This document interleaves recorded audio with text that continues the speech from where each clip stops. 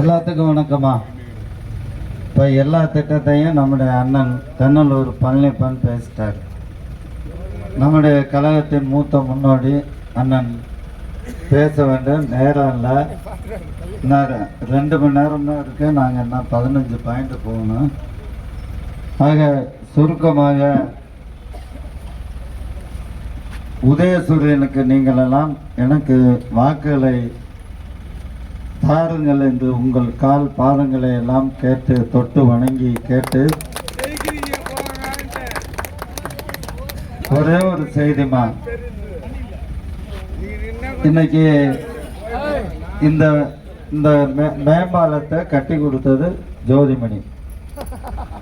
நாங்கள் இந்த மேம்பாலம் துவக்க விழாவில் நாங்கள்லாம் அடிக்கல் நாட்டினப்பையும் நின்று அந்த வேலையை ஸ்டார்ட் பண்ணி விட்டோம். அந்த வேலை முடிஞ்சு துவங்கின மேம்பாலம் துவக்கினப்பையும் நாங்கள் தான் திறந்து வச்சோம். இது முழுக்க முழுக்க ஜோதிமணியோட முயற்சி. மத்திய அரசாங்கத்தை ஃபண்டு வாங்கி பண்ணாங்க. நாடாளுமன்ற தேர்தலில் ஜோதிமணி நின்னாங்க. நீங்கள் உங்கள் ஊர் பாலத்தை நீங்கள் முழுசாக பார்க்கணும்னா நைட்டில் போயிட்டு 1 கிலோமீட்டர் மேலே ஏறி அப்படியே மேலே போய் பார்த்தீங்கன்னா இது நம்ம கொடும்பாலூரா இல்லை சிங்கப்பூரான்னு நினைக்க தோணும். அந்த அளவுக்கு நான் உண்மையிலே மதுரை போயிட்டு வரையில் ஒரு நாள் பார்த்தேன். பிரமிப்பாக இருந்துச்சு.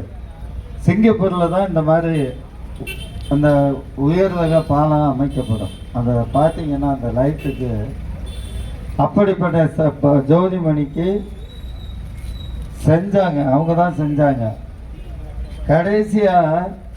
கடைசி நாள் ஓட்டு கேட்ட விஜயபாஸ்கர் என்ன பண்ணாருன்னா, இந்த பாலத்தை நான் தான் கொண்டுகிட்டு வந்தேன்னு உங்கள்கிட்ட சொல்லி ஓட்டு வாங்கிட்டு போயிட்டார்.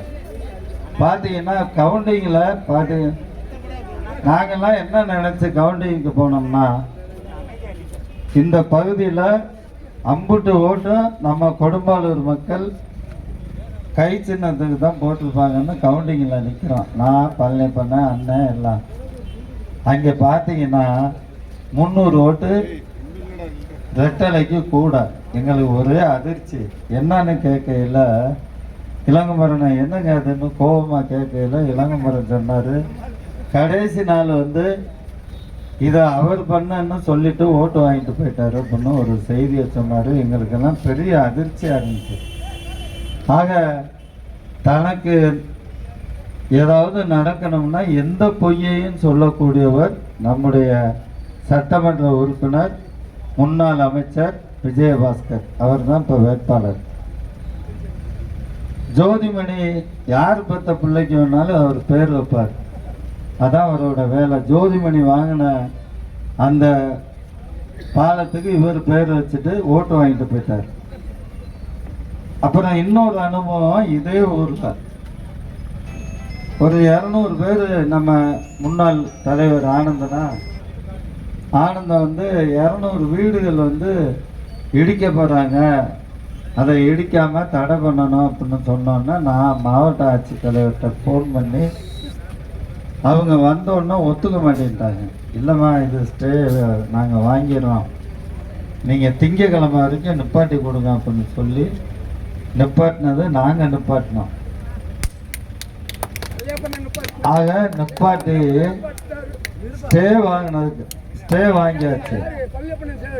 அடுத்து ஒரு 3 நாள் கழிச்சு ஃபேஸ்புக்கில் ஆடியோவில் விஜயபாஸ்கர் இன்னொரு அவர் கட்சிக்காரர்கிட்ட பேசிக்கிட்டு இருக்காரு. என்ன பேசினார்னா, அண்ணா நீங்கள் அந்த இதை நிப்பாட்டணும்ண்ணே அப்படின்னா அந்த பையன் சொல்கிறாப்புல, அதுக்கு இடிக்காமல் பண்ணணும்ண்ணே. உடனே இவர் பதில், அதை நான் நிப்பாட்டிட்டேன், மாவட்ட ஆட்சித்தலைவர்கிட்ட பேசிட்டேன் அப்படின்னு இவர் பதில்.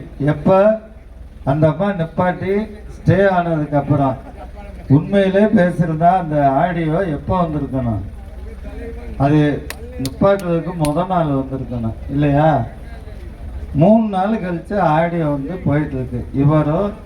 இவர் கட்சி தொண்டர் ஒருத்தரும் பேசினது. இப்படி பச்சை பொய்யை திட்டமிட்டு கூசாம பேசுறவர் தான் விஜயபாஸ்கர். அவர் மாதிரி யாரும் பொய் சொல்ல முடியாது.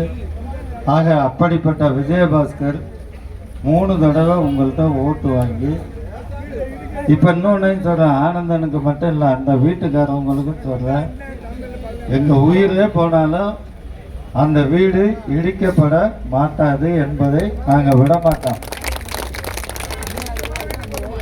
அந்த உறுதியை நிச்சயமாக மீண்டும் முதலமைச்சர் தளபதி ஆட்சி தான் வரப்போகுது, நிச்சயமாக நாங்கள் இடிக்க விட மாட்டோம் என்ற உறுதியை குடும்பாளர் மக்களுக்கு தந்து, இப்போ நம்ம முதலமைச்சர் நிறையா திட்டங்களை கொடுத்துருக்காருமா. காலை உணவு திட்டம், மகளிர் உரிமை தொகை, நான் முதல்வர் திட்டம், காலேஜ் பிள்ளைங்களுக்கு பணம், நிறையா திட்டங்கள். இப்போ கூப்பனுக்கு 8000 ரூபா வரப்போகுது, 10,000 ரூபா பொங்கல் பரிசு வந்துச்சு. இவ்வளவு திட்டங்களையும் கொடுத்த முதலமைச்சருக்கு நீங்கள் என்ன பண்ண போறீங்க? மனசாட்சியோடு ஒரு வாக்கை உதயசூரியன் சின்னத்தில் 2வது இடத்தில் எனக்கு வாக்களித்து